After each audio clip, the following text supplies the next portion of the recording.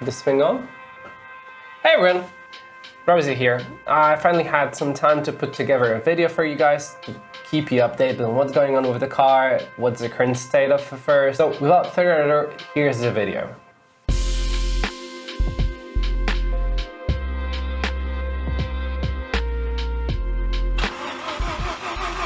This might be a little bit of foreshadowing.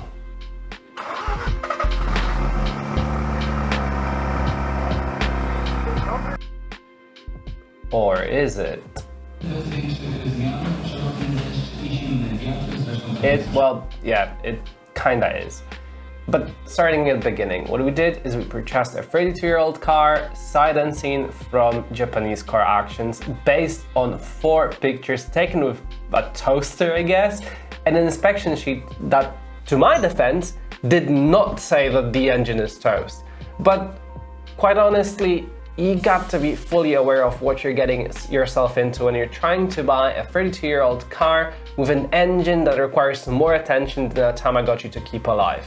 But honestly, I'm still super happy I can actually do it thanks to the help of my dad, who might not approve of me mixing up the lift buttons.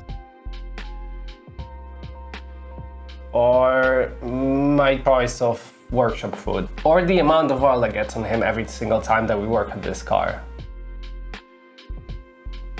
Jesse, who is also partially responsible for getting the car, and absolutely 100% responsible for making sure I don't die of starvation while working in it, and absolutely not responsible for making fun of me every single time an opportunity presents itself.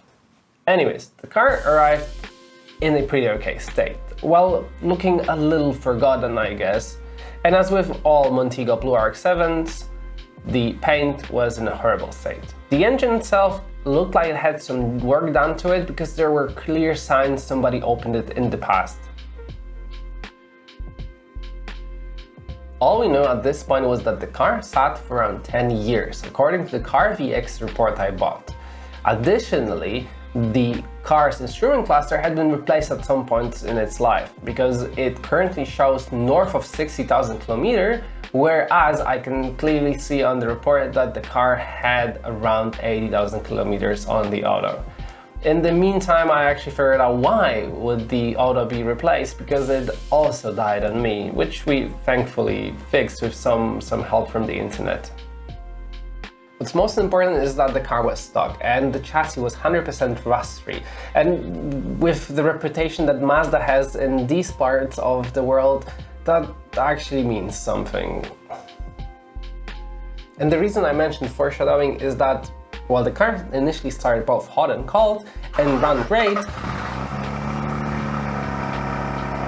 it also started running extremely rough after a while, and to the point where we were pretty sure that it wasn't running on 2 rotors. And if you know anything about rotary, that means compression test is needed. I mean, actually, if you think about it, any issue that you get in a car like this with a rotary engine means compression test. Believe it or not, flat tire, compression test, leaking some fluid, compression test, like you name it. A light bulb is out, compression test again, trust me on this. Kidding aside, the compression test results were in, and oh boy, I thought they weren't in. And the boundary condition for compression tests, according to Mazda manual, is around 6.5 while the engine is hot. We got around 6.5 with the engine cold, so that's not great. Perhaps had still a little bit of life in it. However, the front rotor, oh no, yeah. Anyways, as I mentioned, buying a 32-year-old FD RX-7 means that you have to expect things like this. Decision was made, a brand new engine was put on order with Mazda.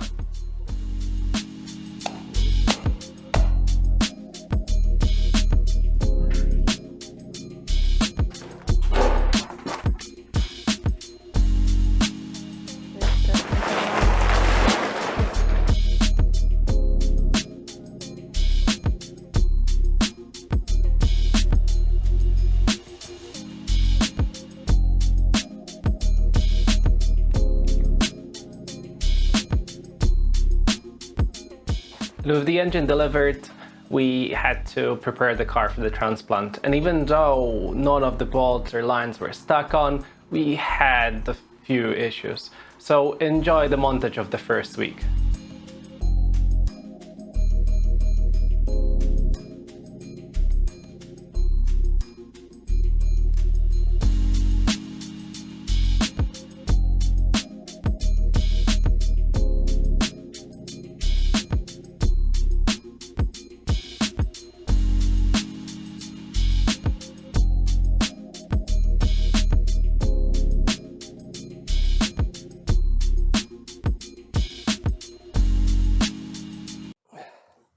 Oh.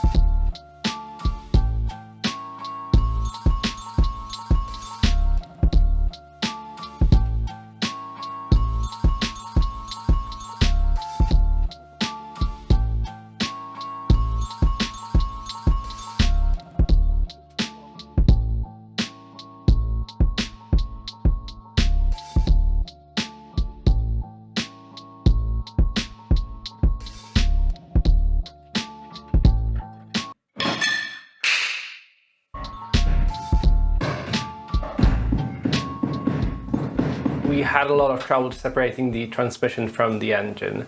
The service manual calls for pushing on the throw bearing collar with a screwdriver, but without previous experience this proved rather hard. So instead we had to take out the flywheel bolts one by one through the tiny service window, which took a while.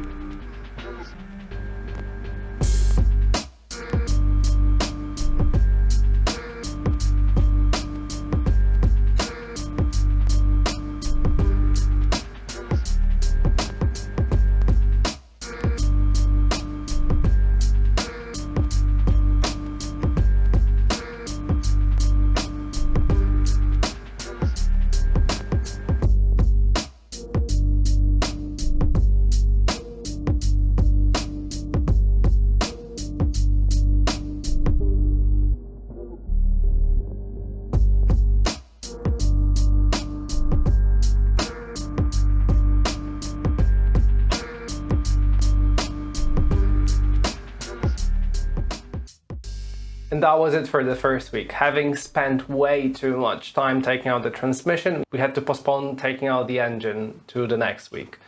So here is the montage of us taking out the engine.